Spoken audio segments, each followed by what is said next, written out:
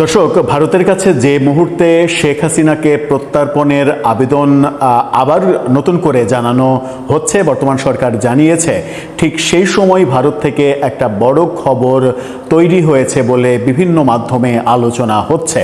সেই খবরটা হচ্ছে দিল্লিতে বাংলাদেশের প্রাক্তন প্রধানমন্ত্রী, যিনি গত 5 আগস্ট ভারত চলে গেছেন, তিনি আওয়ামী লীগের আলোচিত এমপি এবং যাকে নিয়ে অন্য অনেকের চাইতে সব থেকে বেশি আলোচনা এখনও চলছে, সেই ক্রিকেটার সাকিব আল হাসানের সঙ্গে বৈঠক করেছেন।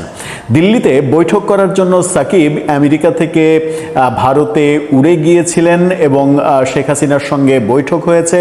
সেই বৈঠকে আরও অন্তত 6 জন এমপি উপস্থিত ছিলেন। সেই বৈঠকে গুরুত্বপূর্ণ দিক নির্দেশনা দিয়েছেন শেখ হাসিনা ওই 7 জন এমপিকে, সাকিব আল হাসান সহ, এবং অন্যান্য অনেক বিষয়ে আলোচনা হয়েছে। এরকম প্রচার, এরকম আলোচনা চতুর্দিকে শোনা যাচ্ছে। যে তথ্যগুলো নিয়ে আলোচনা হচ্ছে সেই তথ্যগুলো চলুন একটু বিচার বিশ্লেষণ করে বোঝার চেষ্টা করি যে দিল্লির বৈঠকে সাকিব আল হাসানকে কেন ডেকে নেওয়া হলো এবং সাকিব আল হাসান শেখ হাসিনার সঙ্গে বৈঠকে কি আলাপ করলেন। আমরা এর আগে জেনেছি যে দিল্লিতে অবস্থানরত শেখ হাসিনার সঙ্গে প্রতি সপ্তাহে অন্তত 5 থেকে 7 জন আওয়ামী লীগের নেতাকর্মী দেখা করার সুযোগ পাচ্ছেন। কড়া নিরাপত্তা বেষ্টনী পার হয়ে তাদেরকে দেখা করতে হচ্ছে। সেই ধারাবাহিকতায় সাকিব আল হাসান মিটিং করেছেন, এরকম তথ্য আসছে। চলুন একটু জেনে দেখি কি কি তথ্য আসলো, সেই আলোচনাই করবো এই ভিডিওতে। থাকবেন।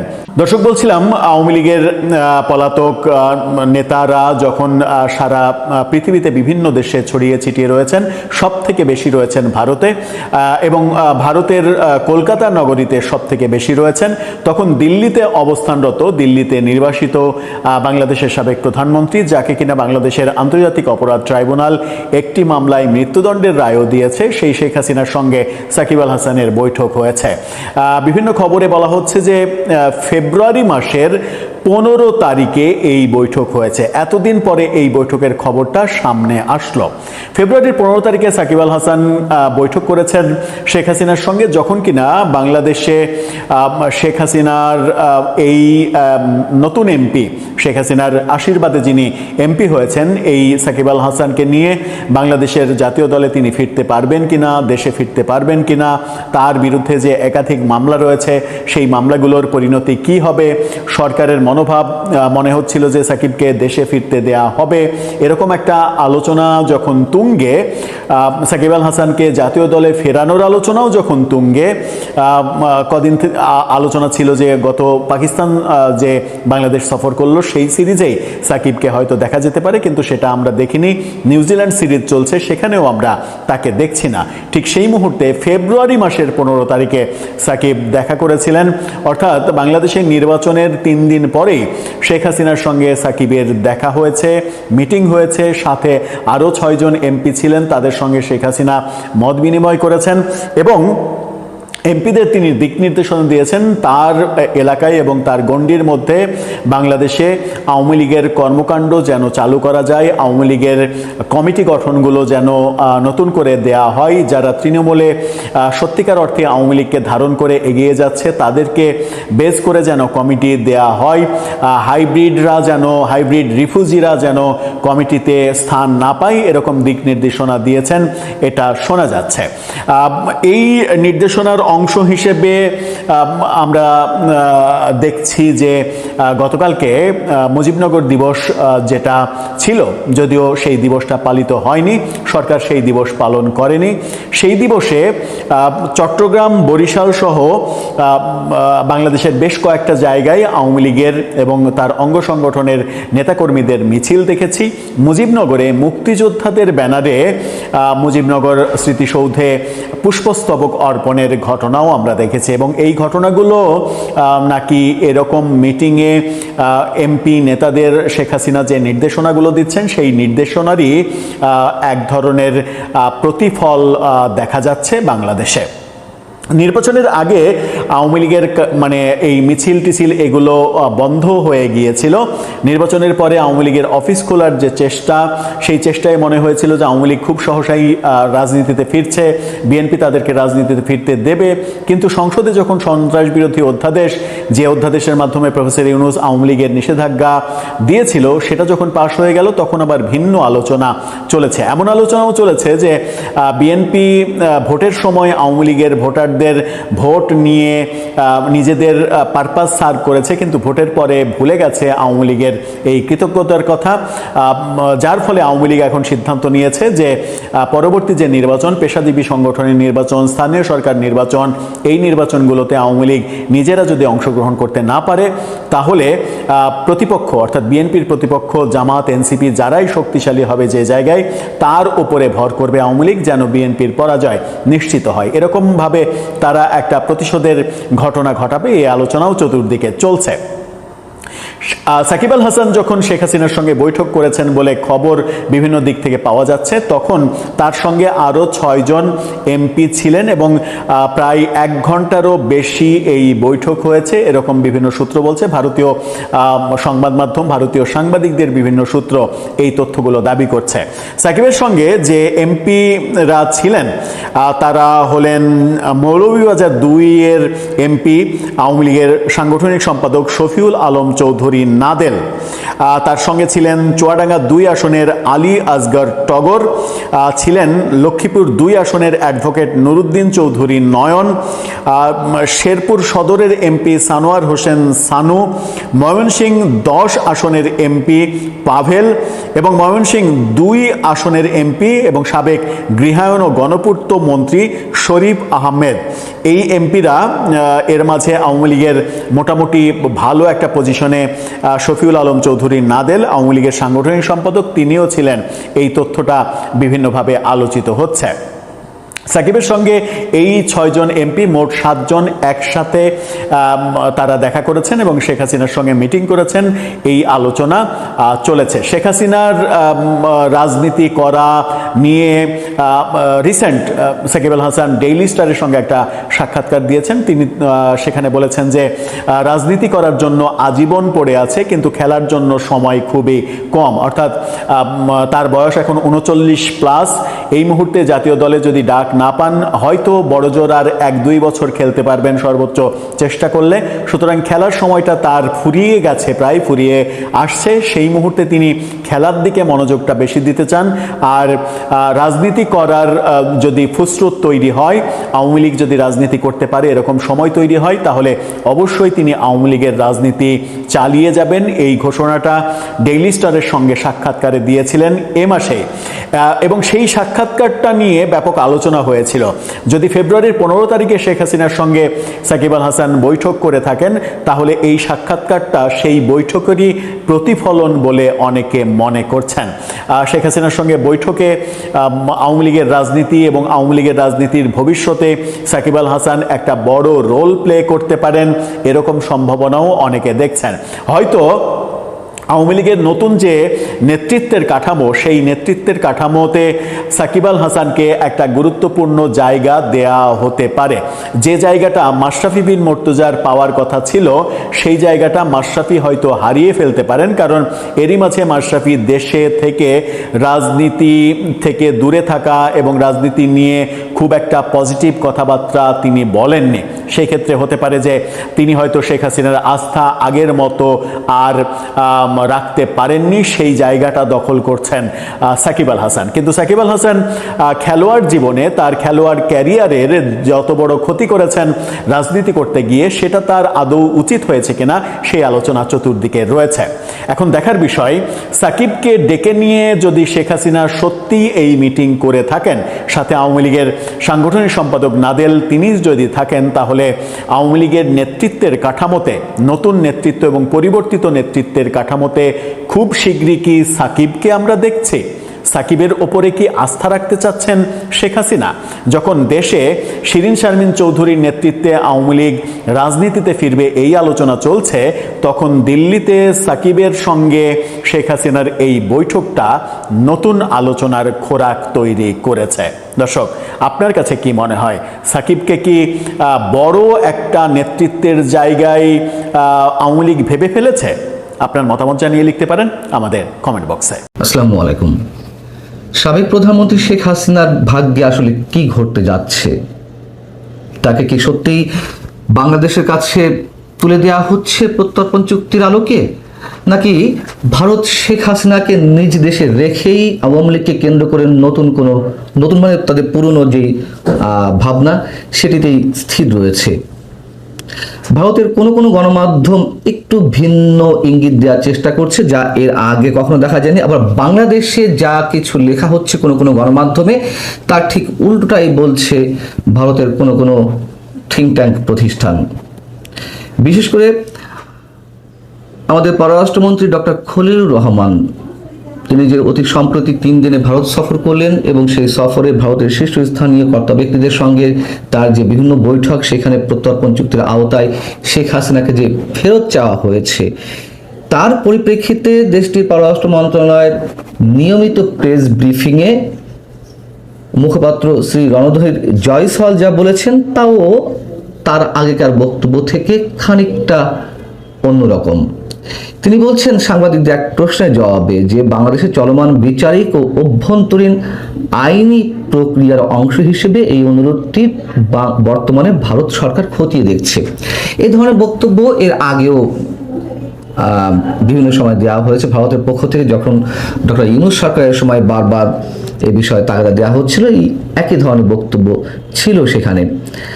তবে একটু ভিন্ন যেখানে কোনো কিছু আমরা খুঁজে পেতে পারি, তা হচ্ছে তিনি বলছেন যে তাদের পররাষ্ট্রমন্ত্রী এস জয়শঙ্কর ভারতের সেই ইচ্ছার কথাই স্পষ্ট করেছেন, যেখানে বাংলাদেশের নতুন সরকারের সঙ্গে সুসম্পর্ক বজায় রাখার পাশাপাশি আমেরিকার সঙ্গে সম্পর্ককেও আরো সুদৃঢ় করতে চায় ভারত।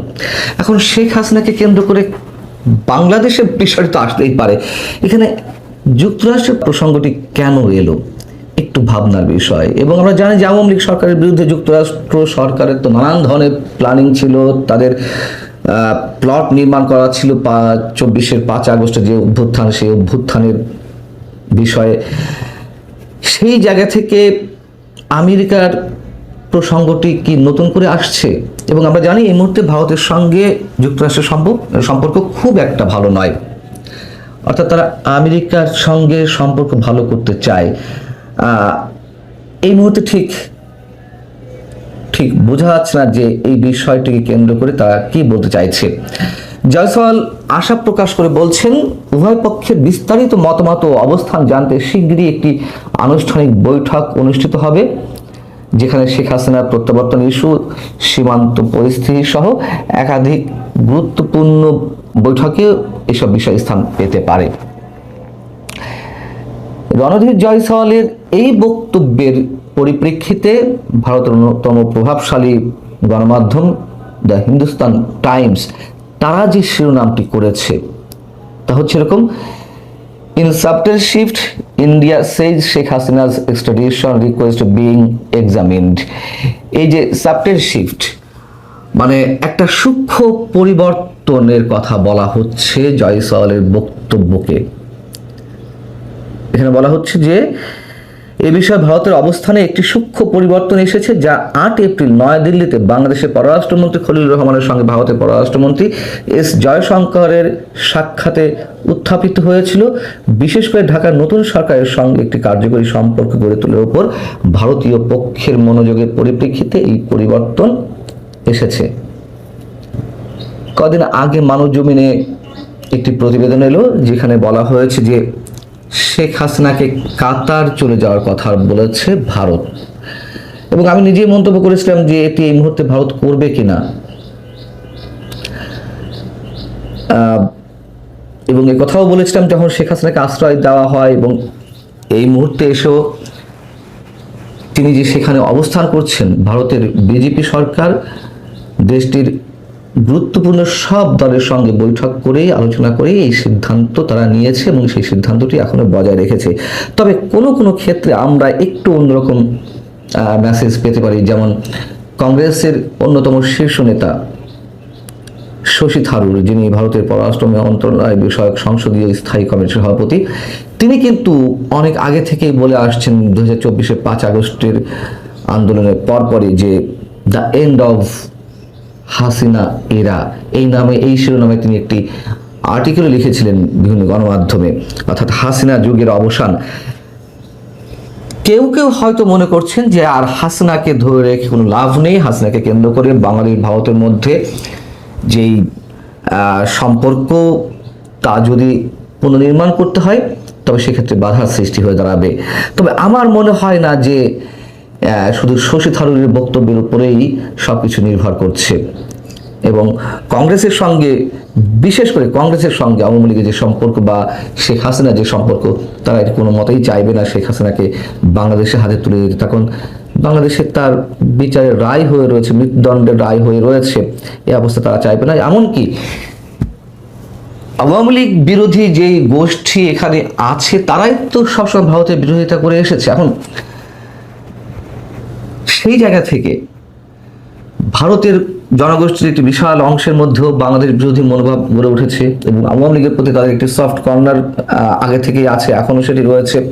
সেই জায়গা থেকে সম্ভবত তারা শেখ হাসিনাকে ফেরত পাঠানোর বিষয়ে একমত পোষণ করবে না।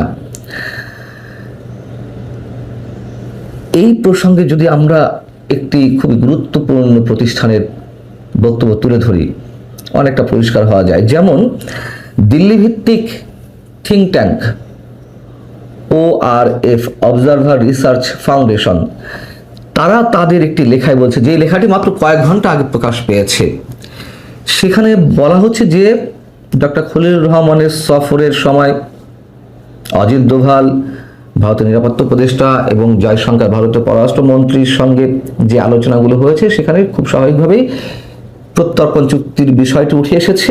এবং এখানে বলা হচ্ছে বাংলাদেশের আন্তর্জাতিক ট্রাইব্যুনালে দোষী সাব্যস্ত হওয়ার পর ইউনূস প্রশাসন এর আগে সাবেক স্বরাষ্ট্রমন্ত্রী আসাদুজ্জামান খান কামালের পাশাপাশি হাসিনাকেও আনুষ্ঠানিকভাবে প্রত্যর্পণের আবেদন জানিয়েছিল।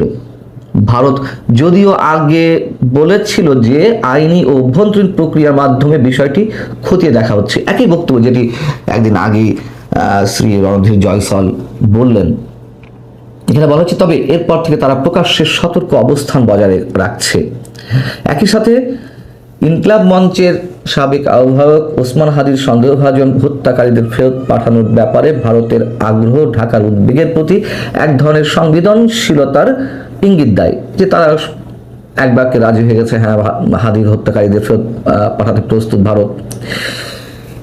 এখানে বলা হচ্ছে এটি এই ক্রমবিকাশমান সম্পর্কে একটি গুরুত্বপূর্ণ কূটনৈতিক পার্থক্য তুলে ধরে। যদিও কিছু রাজনৈতিকভাবে সংবেদনশীল বিষয়ে সহযোগিতা সম্ভব হতে পারে, হাসিনার বিষয়টি অনেক বেশ কঠিন। এই বিষয়গুলো হয়তো অনেক ক্ষেত্রে সহজ, কিন্তু হাসিনার বিষয়ে সিদ্ধান্ত নেওয়াটা খুব কঠিন বিষয় বাংলাদেশের কাছে তাকে ফেরত পাঠানোর ক্ষেত্রে, বিশেষ করে এর সাথে যুক্ত মৃত্যুদণ্ডের কারণ। নয়াদিল্লির জন্য প্রত্যর্পণের যে কোনো পদক্ষেপের আইনি, রাজনৈতিক এবং সুনামগত পরিণতি রয়েছে, তাই উভয় পক্ষই বিষয়টি সংযমের সাথে বিবেচনা করছে এবং অন্যান্য গুরুত্বপূর্ণ খাতে সহযোগিতাকে হাসিনা সংক্রান্ত প্রশ্ন দ্বারা প্রভাবিত হওয়া থেকে বিরত থাকার চেষ্টা করছে। অর্থাৎ যেটি শ্রী রণধীর জয়সওয়াল উল্লেখ করেছেন, বাংলাদেশের সাথে ভারতের অন্যান্য দ্বিপাক্ষিক যে সম্পর্ক সেগুলো আরো গভীর করা হবে। এখন গভীর করতে গিয়ে শেখ হাসিনা বিষয়টি যদি বাধার কারণ হয়ে দাঁড়ায়, নিশ্চয়ই তারা সেটি খুব সতর্কতার সঙ্গে হ্যান্ডেল করবে। অর্থাৎ শেখ হাসিনা বিষয়টি তারা এর সঙ্গে অন্তর্ভুক্ত করতে চায় না সম্পর্ক উন্নয়নের ক্ষেত্রে, এটি ORF বলছে। যেটি আপাত দৃষ্টিতে মনে হচ্ছে আমাদের বিএনপি সরকার তারা আওয়ামী লীগের রাজনীতি ওপেন করতে চায়। সন্ত্রাস বিরোধী আইনটাকে নতুনভাবে যে রেটিফাই করা হলো, তার মাধ্যমে আওয়ামী লীগ সহজে আর রাজনীতি ফিরতে পারছে না। তবে ভিতরে আরো অনেক কারণ রয়েছে, অনেক উপায় রয়েছে, সেগুলো সম্পর্কে এর আগে আলোচনা করেছি। তবে শেখ হাসিনাকে মাইনাস রেখে শেখ হাসিনাকে সম্ভবত বিএনপি চায় না। আওয়ামী লীগ আসুক, ফিরে আসুক, তাতে তাদের কোনো আপত্তি নেই।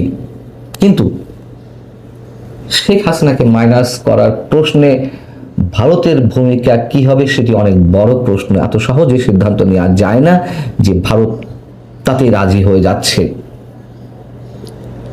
হয়তো অল্প সামান্য কয়েকদিন আমাদের অপেক্ষা করতে হবে এবং এই কদিনের মধ্যে আমাদের সামনে সবকিছু স্পষ্ট হয়ে উঠবে আসলে শেষ অংশটা কি হতে পারে। আপাতত আওয়ামী লীগের যে রাজনৈতিক কার্যক্রম নিষিদ্ধ হয়েছে সে বিষয়ে। ভালো থাকুন সবাই।